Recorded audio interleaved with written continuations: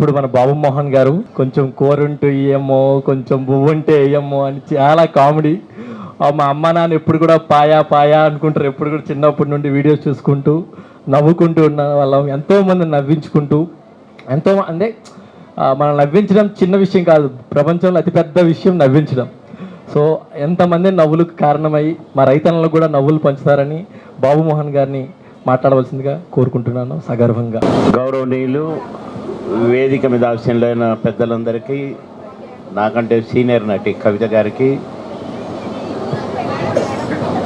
ఈ చిన్నవాడైనా పెద్ద ఆలోచనలు కలిగి పెద్ద మనిషి చేసే పనులు చేస్తున్న తమ్ముడు రాంబాబు గారికి, రాంబాబు టీం మొత్తానికి, విచ్చేసిన రైతన్నలందరికీ, రైతన్నలే కాదు రైతక్కలందరికీ, ప్రెస్ మీడియా వారికి అందరికీ పేరు పేరున నా నమస్కారం. కవిత గారు చెప్పారు ఇప్పుడు, బాబు మోహన్ గారు మీకు అండగా ఉంటారు, రైతులకు సాయం చేస్తారని. కవిత గారు, నేను పక్కనే మెదక్ జిల్లాలోనే 3 సార్లు ఎమ్మెల్యే, మంత్రి. నేను సింగూరు ప్రాజెక్టు చుట్టూ నా కాన్స్టిట్యూన్సీ ఉంటుంది. సింగూరు ప్రాజెక్టు చుట్టూ పెద్ద ప్రాజెక్టు ఉంది ఇక్కడ. సింగూరు ప్రాజెక్టు చుట్టూ నా కాన్స్టిట్యూన్సీ ఉంటుంది. అందులో ముంపుకు గురైన భూములు, ఊర్లు అన్నీ కూడా అందులో కాన్స్టిట్యూన్సీ. దాన్ని ఎలా చూస్తారంటే, అంటే మీకు తెలియటం కోసం చెప్తున్నాను 2 మాటలు. ఇట్లా చూస్తారు దాన్ని, సింగూరు ప్రాజెక్టు నీళ్లను. ఎందుకంటే ఇవి హైదరాబాద్ వాళ్ళు తాగే నీళ్ళు, మా భూములు మునిగితే మీరు నీళ్లు తాగుతారు, అదే అనమాట. అయితే దాని చుట్టూ ఉన్న ఏ ఊర్లో కూడా చెంబెడు నీళ్లు, గ్లాసెడ్ నీళ్లు ముంచుకోవడానికి కూడా అవకాశం లేదు. దాంట్లో ముసళ్ళు ఉంటాయి, దిగటానికి కుదరదు. అలాంటి సింగూరు ప్రాజెక్టు నీళ్లు నా నియోజకవర్గ ప్రజలకు, చుట్టూ ఒక కెనాల్ ఉంటుంది, దానికి మొత్తం ఎక్కడెక్కడ వాటర్ జామ్ అయితే అక్కడ నుంచి లిఫ్ట్స్ పెట్టించి, స్లంపులు పెట్టి మంచినీళ్ళు దాపించాను. అప్పటి నుంచి నా కాన్స్టిట్యూన్సీ వాళ్ళు హైదరాబాద్ నీళ్ళని తిట్టరు, ఎందుకంటే వాళ్ళు కూడా తాగుతున్నారు కదా. అలా కాలువలు తవ్వించి, కాలువల ద్వారా లిఫ్ట్ చేసి, చెరువులు నింపి 3 వ్యవసాయాలు చేయించాను అందోళ కాన్స్టిట్యూన్సీలో. 3 పంటలు తీశాను. నేను అట్లా చేశాను. నా తర్వాత వచ్చిన ఎమ్మెల్యేమో, నేను పూడికెలు తీసి చెరువులు నింపితే నీళ్లు ఆయన పూడ్చి ప్లాట్లు చేసి అమ్ముకున్నాడు, ఓడిపోయాడులే. అది కనుక నా గురించి ఈ పంటల సీజన్లో, ధాన్యం కొనుగోలు సమయాల్లో నేను లారీలు రావడం లేట్ అయితే రోడ్డు మీద నిలబడి ఆపేవాడిని. నేనే పోలీస్ ఆపి, నీ లారీ ఎంటీగా పోతుంది, ఎంటీగా పోవడానికి వీల్లేదు, ధాన్యం తీసుకెళ్ళు పలానా దగ్గర అప్పచెప్పు, అప్పుడే నీ లైసెన్స్ కానీ నీది కానీ నీ చేతికి ఇస్తారని తీసుకొని పోలీస్కి ఇచ్చి, పోలీసుకు నీ ఎస్కార్ట్ చేసి పంపేవాడిని. దట్ ఈజ్ బాబు మోహన్. అందుకనే నా కాన్స్టిట్యూన్సీ వాళ్ళందరూ కూడా మా బాబు మోహన్ మా దేవుడు అంటారు. కనుక నేను కూడా చిన్నప్పుడు పొలాల దగ్గరికి వెళ్ళిన వాడిని, మంచెల మీద కూర్చున్న వాడిని, నేను మూట తోలిన వాడిని, బండి తోలిన వాడిని. అయితే మా నాన్న టీచర్ కాబట్టి నన్ను అందరూ భుజాల మీద ఎత్తుకొని తిప్పేవాళ్ళు. బాబు బాబు బాబు. నా పేరు మోహన్ రావు.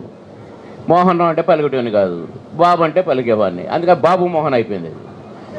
ఇట్లా ఇక్కడ మీకు తెలియదు కదా, బాబు మోహన్ ఏదో హైదరాబాద్ అనుకున్నాము, కాదు.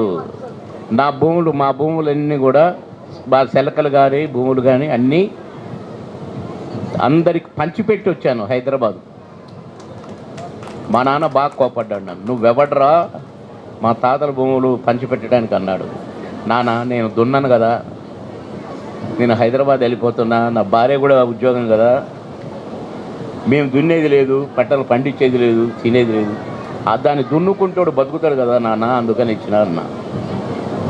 అది నా హిస్టరీ.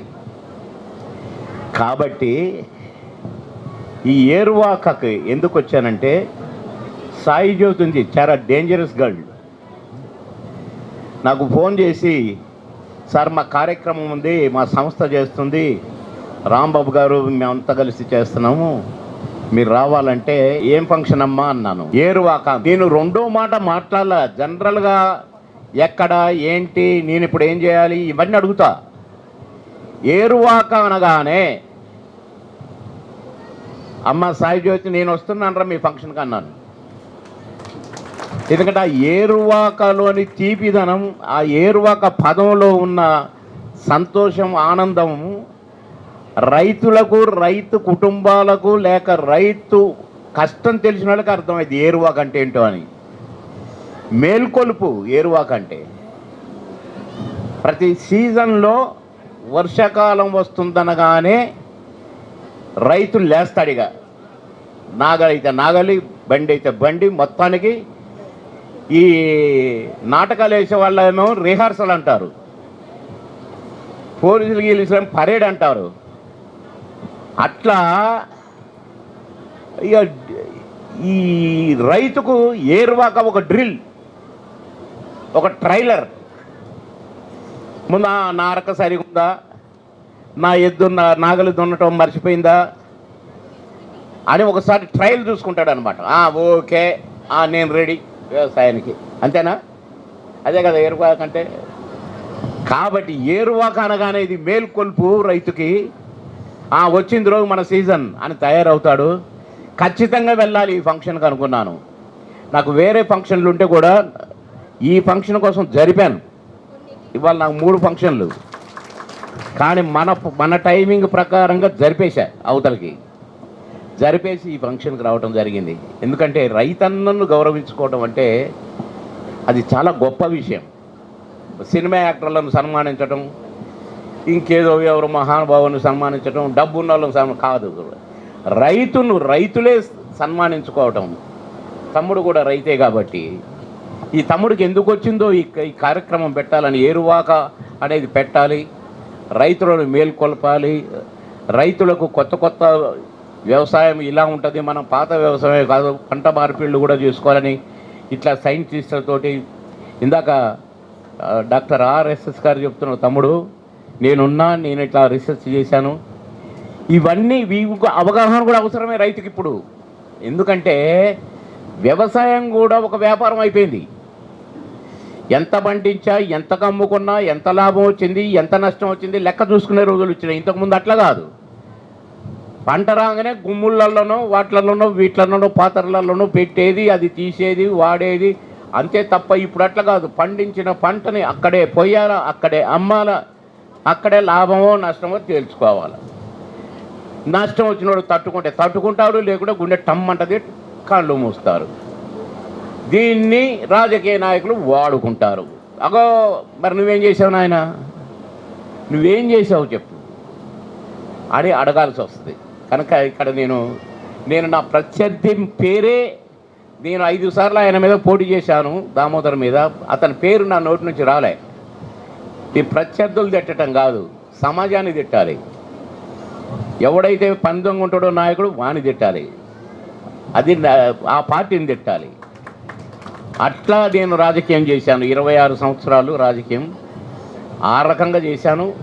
అదే మెదక్ జిల్లాలో చేశాను, సంగారెడ్డి జిల్లాలో చేశాను. కనుక తెలియజేస్తున్నాను, నిజంగా రాంబాబు గారిని, వారి బృందాన్ని, యువకులు యంగ్స్టార్స్ అయ్యుండి మిమ్మల్ని అందరినీ తీసుకొచ్చి ఎక్కడెక్కడి నుంచో, శ్రీకాకుళం నుంచి కూడా వచ్చారు రైతులను విన్నాను. కానీ అసలు మీరు గ్యాదర్ చేయటంలోనే గ్రేటు. అసలు మీరు అమోఘమని అనిపించింది నాకు, అంతే.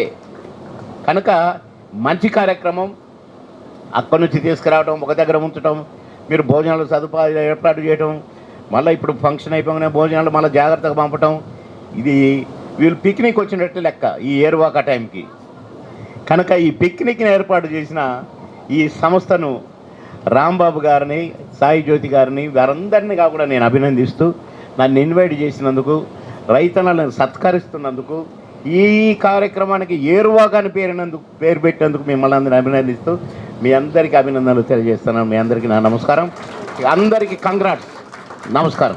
మరిన్ని అప్డేట్స్ కోసం బ్యాక్ టు రూట్స్ యూట్యూబ్ ఛానల్ని సబ్స్క్రైబ్ చేసుకోండి.